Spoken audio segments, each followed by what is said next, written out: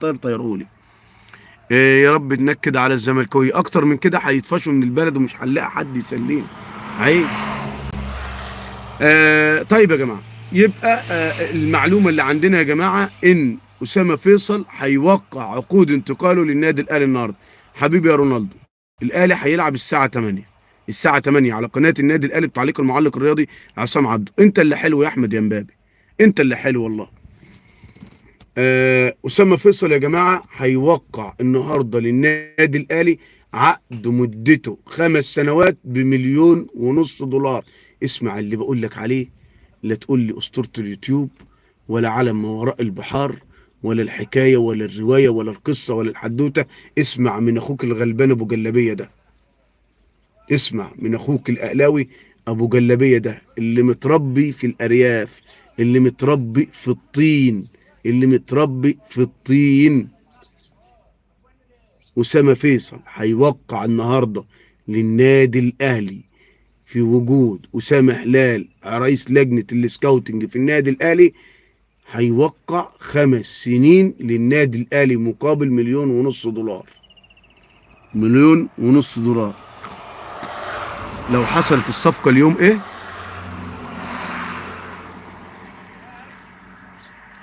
أنا مستني يا عم محمد يا وجدي أهو. ما انا مستني يا عم محمد يا وجدي. فين السوبر شات بقى يا عم محمد يا وجدي؟ يا محمد يا وجدي عيب، عيب. انت قلت انت هتدعم قناه بيت الاهلاويه دعم كبير جدا، هو فين بقى؟ عم سيد الراعي صباح الفل عليك يا غالي. هي دي المفاجاه. طب اما نشوف يا محمد يا وجدي. طب يلا كده خلي عشان الواد يمضي كده وهو نفسه مفتوحه، ادعم قناه بيت الاهلاويه. انا اللي محضرها لك. ماشي يا محمد يا وجدي. باذن الله يا محمد يا وجدي النهارده اسامه فيصل هيوقع عقود انتقال للنادي الاهلي لمده 5 سنوات مقابل 1.5 مليون دولار. مقابل 1.5 مليون دولار ان شاء الله رب العالمين. يا محمد يا وجدي، اسامه فيصل هيوقع النهارده للنادي الاهلي. كلام انا مسؤول عنه. الصفقه يا جماعه في الرتوش الاخيره. صفقه اسامه فيصل وانتقاله للنادي الاهلي هيتم توقيع العقود اليوم. كلام انا بقوله لك وانا مسؤول عنه. انا راجل لا لابس بدله ولا لابس كرافته، انا راجل قاعد في عربيه اهوت نص نقل، مش عربيه ملاك. بحب النص نقل عن الملاك على فكره. حبيبي يا عم ياسر، والله يا عم الحاج انا جايب لك المعلومه ديت وانا قاعد في الغيط وسط الخضره. لو مش مصدق ان انا في الغيط وسط الخضره، ممكن انزل من العربيه واوريك الغيط والخضره والحاجات الجميله. تاكل ذره مشوي.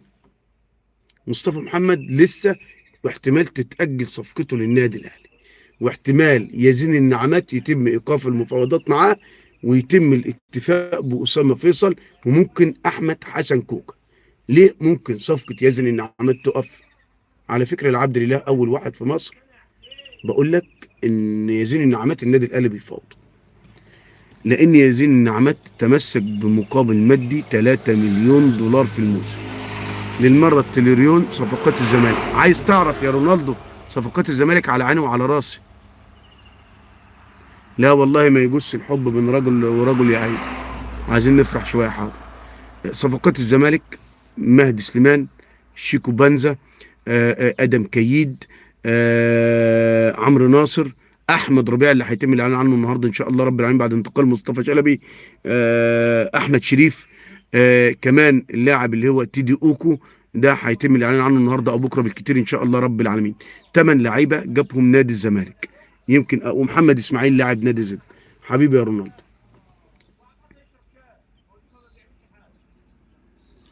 ان شاء الله يا محمد يا وجدي. حبيبي يا غالي، باذن الله يا محمد يا وجدي. باذن الله هتشوف تكتيك عالمي النهارده. باذن الله هندعم ريبيرو عشان خاطر عيونك يا محمد يا وجدي.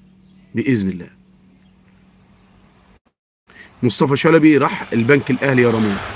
اخويا وحبيبي رمون، ادعم قناه بيت الاهلاويه. يا ريت يا جماعه بنستاذن حضراتكم لو حد يقدر يكون داعم لينا على اليوتيوب اكون شاكر افضل. حبيبي محمود صفوت، مساء الفل عليك يا عم محمود. مساء الجمال عليك. الخطيب طبعا، طالما في الخطيب في حاله طوارئ. تيدي بوكو لعيب ولا لا؟ لسه هنشوف. بيلعب في الدوري السويسري، ولكن الدوري السويسري قريب يعني كويس، ولكن يعني لاعب ب 300,000 دولار ده اللي قلقني. المعسكر نار هناك، وريفيرو عامل